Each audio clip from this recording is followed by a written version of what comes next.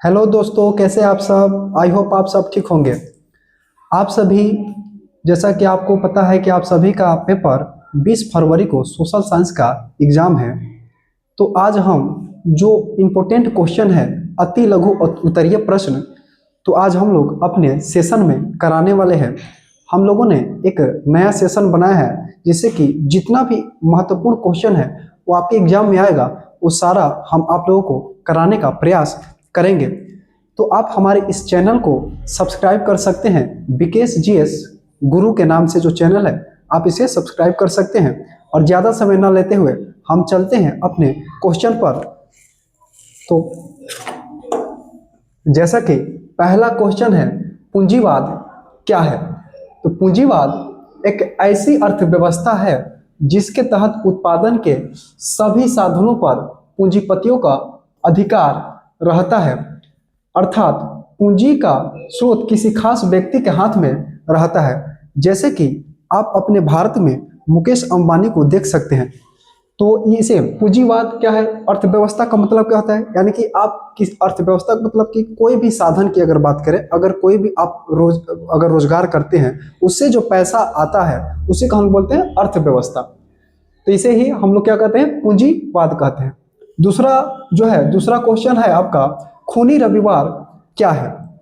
खूनी रविवार के बारे में बात की जाए तो 1905 ईस्वी में रूस जापान युद्ध में रूस जापान से हार गया था। इसमें क्या हुआ था कि 1905 ईस्वी की घटना है।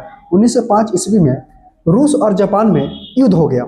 और इसमें क्या हुआ था कि रूस इतना बड़ा देश होने के बावजूद जो है इतना छोटा जापान देश से हार गया था।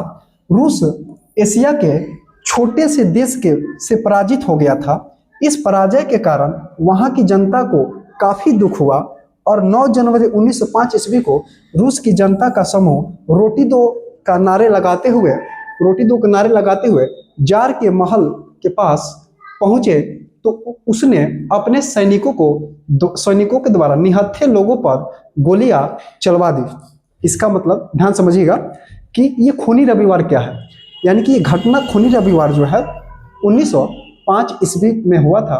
रूस और जापान में युद्ध हो गया था।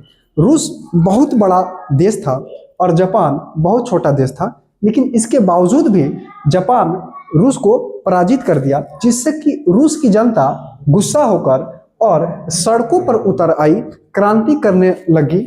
अब ये घटना जो है 9 जनवरी 1905 ईस्वी को रूस की जनता का एक बड़ा समूह जो है रोटी दो के नारे लगाते हुए जार के महल की ओर रुख किया। जार मतलब होता है रूस के जो सम्राट होते थे, रूस के जो राजा होते थे, उसे हम कहते हैं जार।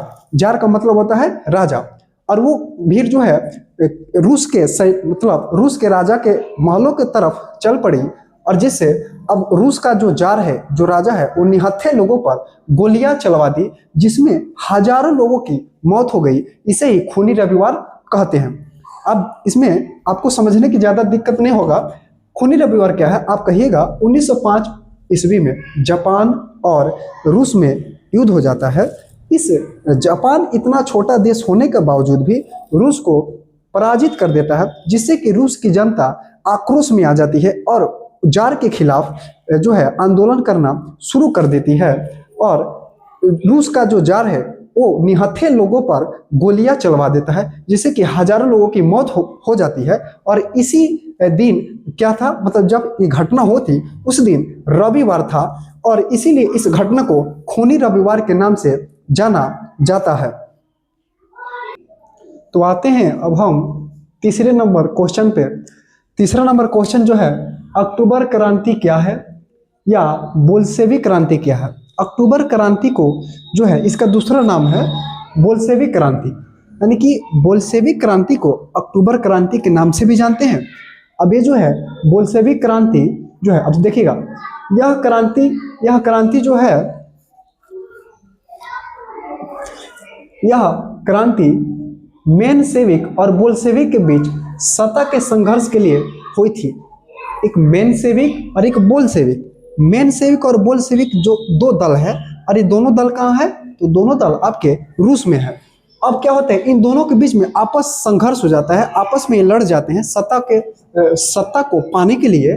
और लेनिन बलपूर्वक करेंसी को शासन से हटाना चाहता था। लेनिन क्या है? लेनिन रूस का एक जो है राष्ट्रवादी नेता था। वो क्या चाहता था कि बलपूर्वक करेंसी को शासन से हटाना चाहता था। लेनिन के नेतृत्व में यह क्रांति हुई, यानी कि बोल्शेविक क्रांति का नेतृत्व किसने किया था? तो लेनिन ने किया था। तो ये बोला है कि लेनिन के नेतृत्व में यह क्रांति हुई, जिसके अनुसार यह क्रांति 25 अक्टूबर 1917 को हुआ था, इसीलिए इसे अक्टूबर की क्रांति कहते हैं। तो हमने देखा अक्टूबर क्रांति, मैंने अक्टूबर क्रांति को बोल्शेविक क्रांति के नाम से जानते हैं। इसमें क्या हुआ था कि देखिए, ये क्रांति आपके रूस में हुआ था। रूस में 2 दल था, एक दल का नाम था मेनशेविक और एक दल का नाम था बोल्शेविक। और ये दोनों दल थे सत्ता प्राप्त करने के लिए आपस में लड़ गए और क्या हुआ कि संघर्ष करने लगे, जिसमें लेनिन ने क्या किया? बलपूर्वक से, यानी कि जो करेंसी चल, जैसे भारत का करेंसी क्या है? रुपया है, ठीक उसी प्रकार लेनिन जो है रूस में करेंसी को हटाना चाहता था। अब लेनिन के नेतृत्व में यह क्रांति हुई थी, है ना। अब जो है इसी के हाथ में यह क्रांति किसमें हुई थी? जिसमें करेंसी की पराजय हुई थी।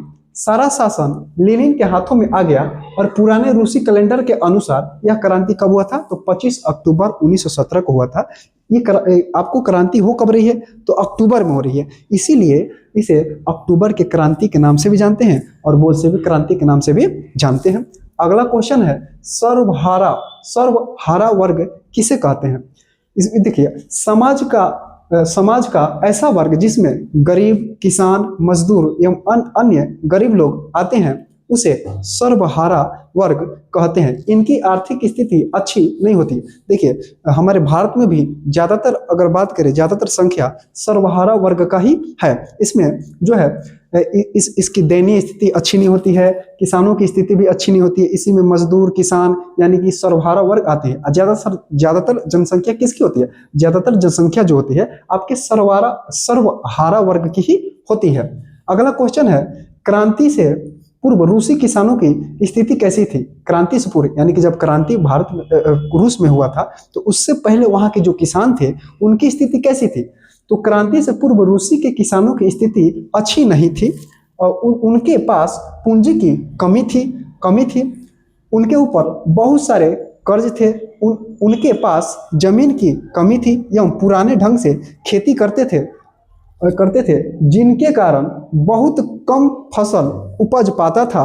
कुल मिलाकर देखा जाए तो उनकी आर्थिक स्थिति बहुत ही दयनीय थी। कहने का मतलब है कि पूछ रहा है, क्वेश्चन बोला है कि क्रांति से पूर्व रूसी किसानों की स्थिति कैसी थी? तो क्रांति से पहले, अगर देखिए क्रांति का मतलब क्या होता है? क्रांति का मतलब होता है परिवर्तन लाना। अगर सारी सुख सुविधा आपको दी जाए तो आपको क्या आवश्यकता है क्रांति करने की?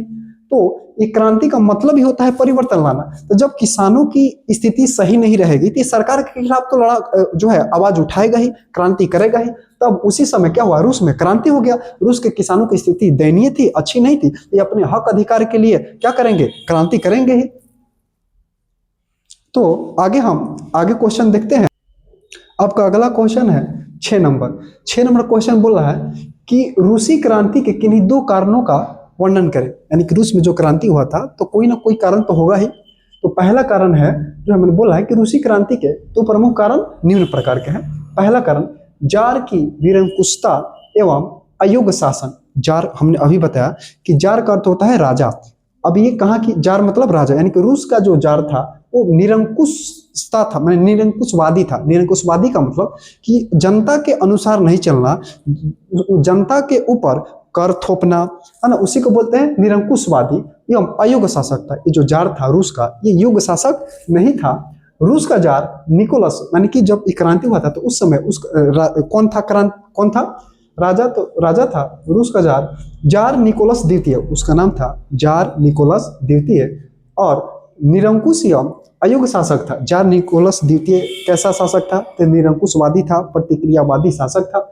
उसे वहां की जनता का थोड़ा भी चिंता नहीं था, इसलिए जनता तंग आकर जार के विरुद्ध आंदोलन शुरू कर दिया था। यानी कि देखिए, जार मतलब बोल रहा है कि रूसी क्रांति के किन्हीं 2 कारण को उल्लेख करें। तो पहला कारण क्या है? यानी कि जो वहां का राजा था वो अयोग्य शासक था, निरंकुशवादी शासक था, प्रतिक्रियावादी शासक था, जिससे कि जनता आक्रोश थी। जनता उस जार से, इस राजा से खुश नहीं थी, जिससे कि मजबूरन इन लोगों को क्या करना पड़ा? आंदोलन करना पड़ा। किसके विरुद्ध? जार निकोलस द्वितीय के समय। और उस समय रूस में जब क्रांति हुआ तो उस समय राजा कौन था? तो जार निकोलस द्वितीय था। दूसरा क्वेश्चन जो है, अगला है आपका क्वेश्चन दूसरा है, किसानों की दयनीय स्थिति। रूस में जनसंख्या का बहुसंख्यक भाग किसान ही थे। इसका ये मतलब हुआ कि रूस का अगर मान के चलिए 100% जो क्षेत्र है जिसमें से 80% आपका किसान ही थे, तो वही बोला है कि रूस में जनसंख्या का बहुसंख्यक यानी कि रूस में जनसंख्या का ज्यादातर भाग किसानों का ही था, परंतु उसकी स्थिति सही नहीं थी। किसानों की स्थिति ठीक नहीं थी। उनके खेत बहुत छोटे होते थे जिन पर वह पुराने ढंग से खेती करते थे और उनके पास पूंजी का अभाव था तथा करों के बोझ से दबे हुए थे। और वहां की एक तरह से देखा जाए कि जार जो है रूस के जो जनता थी वो जार निकोलस द्वितीय से खुश नहीं थी और मजबूरन जो है आकर रूस के खिलाफ ही आंदोलन शुरू कर दिया। तो स्टूडेंट आज के लिए हम इतना ही रहने देते हैं। कल से हम जो है सेशन शुरू करेंगे objective type 50 objective most important question कल से हम लोग जो है शुरू करेंगे।